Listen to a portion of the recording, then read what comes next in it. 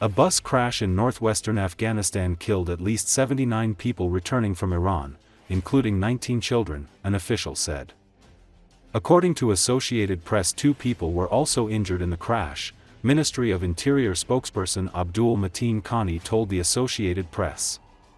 Tolo News, citing the official, said the accident happened Tuesday around 8:30 p.m. local time in Herat province.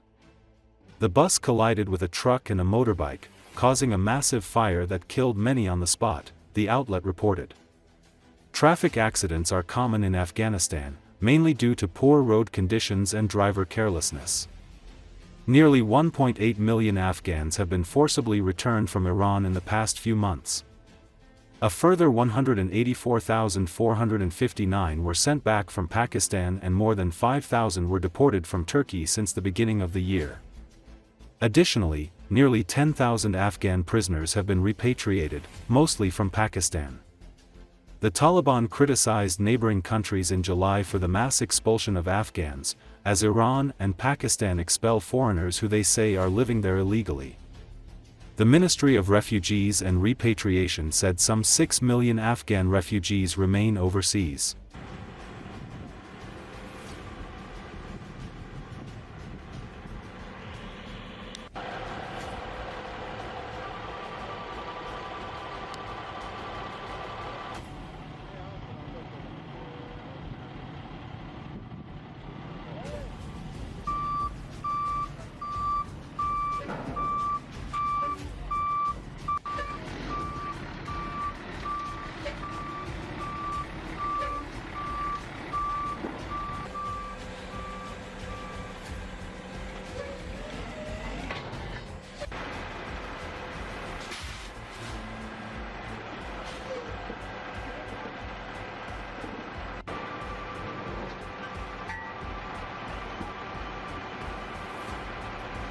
موټر ګاډ یو کوچنک مازدا ډول موټر او یو د 580 د دروس تصادف کړو نو دغه وخت کې په دغه مازدا ډول موټر کې د تیلو بیلران بارو د بیلرانو دا وخت انفجار کړی اور اخیست نو موټر ګاډ او مازدا موټر 580 موټر دا درې سره په کامل ډول باندې سوي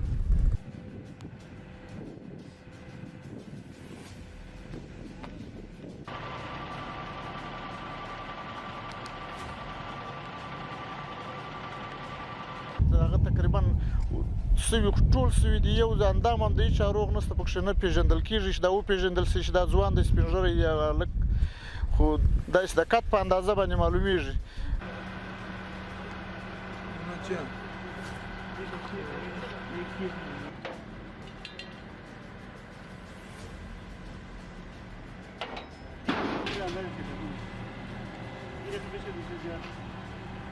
ما دولت مردا خواهی خواهش میکنیم که یک حادثه اول نیه به یک بود حادثه داره اینا و افغانستان ما و شما پیش تلویزیون شیشتیم اینترنت داریم دیگه داریم بابا شرکتی که ملت افغانستان پاک بکشه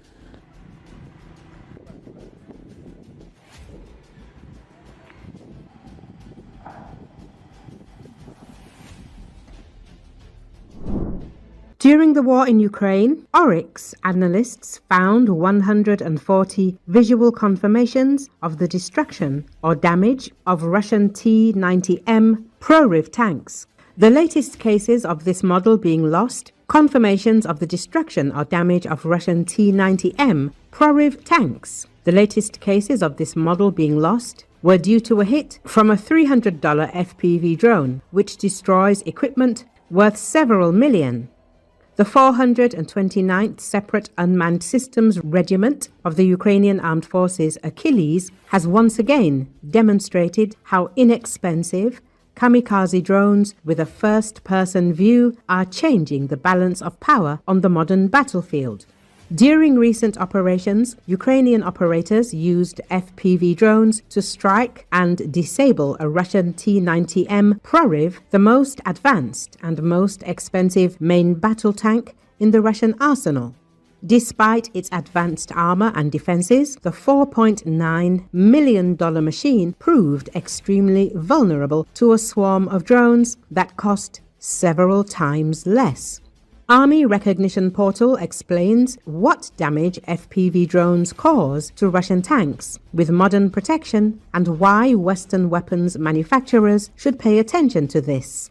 The T-90M, which officially entered service with Russia in 2020, is the pinnacle of Russian armored vehicle development with improved relict reactive armor, an upgraded fire control system, and increased survivability designed to counter modern ATGMs.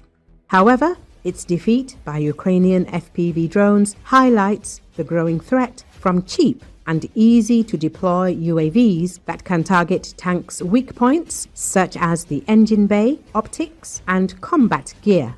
In this case, drone operators from the Achilles unit successfully bypassed traditional armor protection by directing drones with payloads into the tank's most vulnerable areas, forcing the crew to evacuate and disabling the tank. This incident not only signals a tactical success for Ukraine, but also raises concerns that extend far beyond the current conflict. For NATO, this event is a clear demonstration that even the most advanced MBTs in the West's arsenal, such as the German Leopard 2A8, the American M1A2 Abrams SEP V3, or the upcoming British Challenger 3 tank, are susceptible to the same vulnerabilities when subjected to mass FPV drone attacks.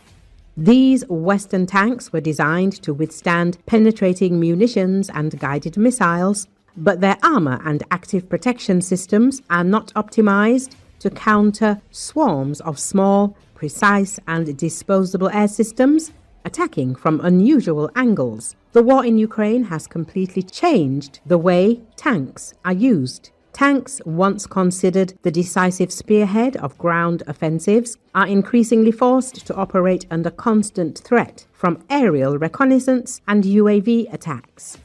This change has not affected the relevance of heavy armor, but has created an urgent need to adapt tank doctrine and technology.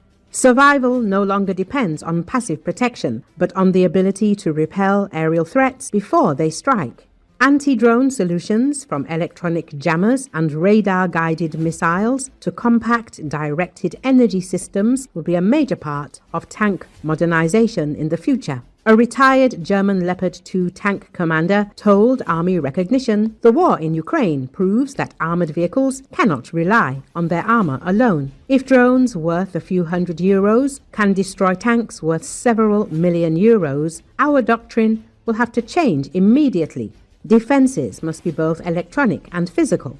An American defense analyst also emphasized that NATO tanks are not immune to this threat. If every armored brigade does not have electronic warfare and jamming capabilities, as well as directed energy weapons, NATO will suffer catastrophic losses in the early stages of a future high-intensity conflict.